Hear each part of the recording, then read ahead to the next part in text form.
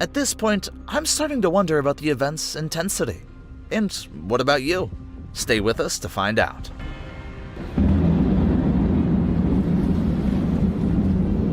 What? 吓死我了。 The lightning didn't strike just once, but 11 times in a row. This event, called multiple stroke lightning, occurs when a single lightning bolt hits the same spot repeatedly within seconds or minutes. Tall objects, like skyscrapers and trees, are more prone to being struck by lightning. One notable example is New York's Empire State Building, which experiences lightning strikes about 20 to 25 times a year.